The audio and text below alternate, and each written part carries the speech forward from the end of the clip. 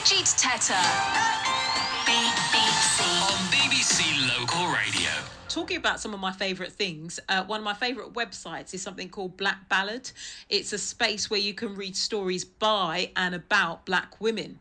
Even better, the founder of the site is Oxford graduate Toby Oridin, and you might remember years back she came on the show to talk about setting this up whilst still trying to complete her degree, which was just amazing. Well, it's all up and running, doing really well.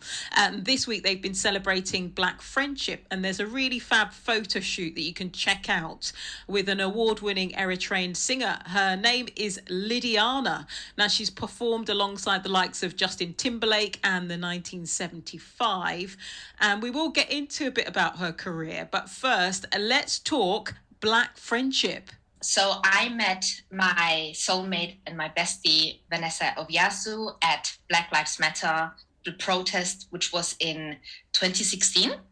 And it was the best experience. I mean, it was so beautiful to see Black people coming together for a cause. And I saw her and she saw me and she was telling me, oh, I've seen your adverts online about your dance class and I really want to come. And I thought, yes. So in the beginning, it was more like a connection through something that we both like, which is dance. And then eventually it just turned into a beautiful soul connection. What's great about this is, A, it's a chance meeting, but also you guys are a little older because sometimes when you meet your bestie, it's in school, isn't it? It's in college. Mm-hmm. But this was a few years later than that.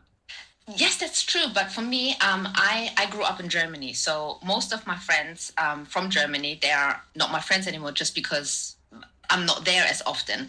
So moving to London meant just by default that I would have to find new friends and a new environment. So it's very true that a lot of people think, once you get older, it's very difficult to find something really, really real. But it's really who you become. Like, I've become a better person. I've become, a healed person, and I've become more spiritual and that kind of stuff. So I also started attracting those kind of people into my life. So I think it's not so much the age, it's more the phase that you're in. And we've been in a phase where we both needed dance, where we both needed hobbies and wanted to get to know more people. And voila, met my bestie. And yes, so yeah, that's how it happened.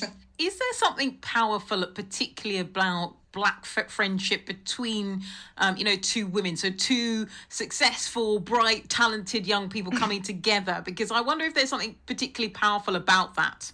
I mean, Black girls rock, Black girl magic, all of the hashtags.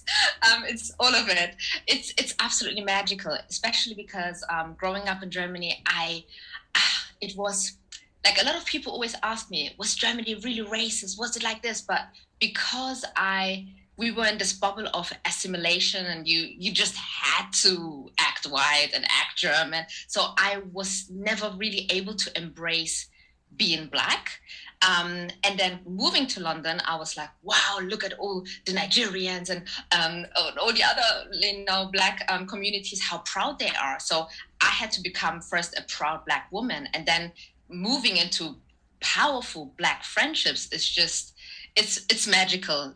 We've got to get on to yourself, because this friendship grew out of the love of dance, and dance is something you have been passionate about. Where did that passion come from?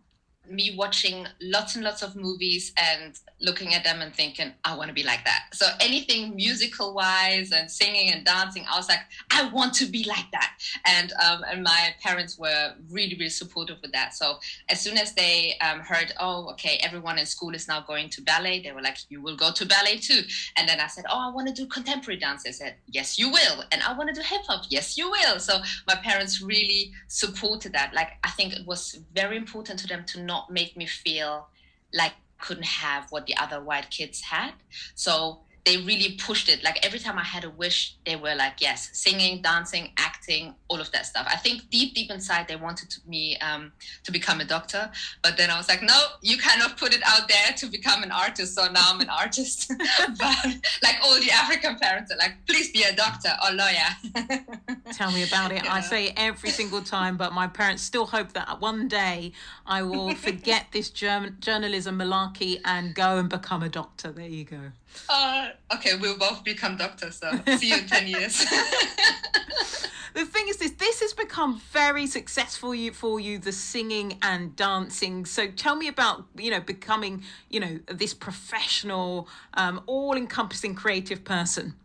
When I decided to move to London, I said to my mom, I'm going to London and I will become a star. And she was like, yeah, just go for 2 months and then come back. And thankfully, I then got made redundant from my day job. And I was like, woohoo, that means now I can. I love the fact that was a happy yes. moment. Most people would be sad and worried. You're thinking, no, this is freeing. Yes. No, I mean, I had tears. To them, it looked like I was sad, but it was tears of joy. But I didn't tell them that at that point when I was at work.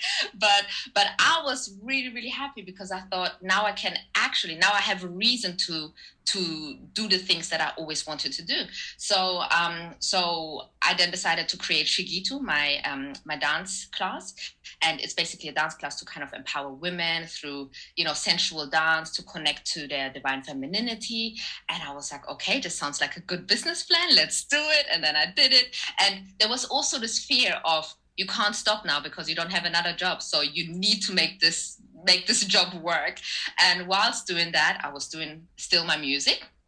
And then through music, people would say, oh, can we take some pictures? And I was like, oh, okay. So I guess I'm a model now. And then next moment, it was like, oh, we need some people for an advert. Do you have an agent? Would you like to work with us? And I was like, oh, okay, cool. So I'm acting now. So it kind of, I think because I put myself into that world, everything else just started happening. Out of all three, if you could only pick one you could ever do in the future, which one would you pick? The singing, the dancing, or the acting? The singing. Why? Music has really saved me many, many, many, many, many times. It got me out of a depression many years ago. You mentioned there that it lifted you out of depression. A lot of focus in today's society on mental health. What was going on for you at the time? At the time, I had an accident, and so basically someone put hot boiling water on my leg, and I was dreaming of becoming a star and a model, and I thought, how am I going to do it with a burnt leg? But the problem was I wasn't able to tell my family about it because they would have said, well, you will have to come back to Germany. So it wasn't only the fact that I couldn't talk about it, but I had to, I was not the confident person that I am right now. And I felt very lost, and I felt like I had to keep a secret to myself, and I had to heal myself in some type of way. So writing about depression has been absolutely amazing. It felt like it wasn't for the people, it was for me, but I released it for other people to hear it too.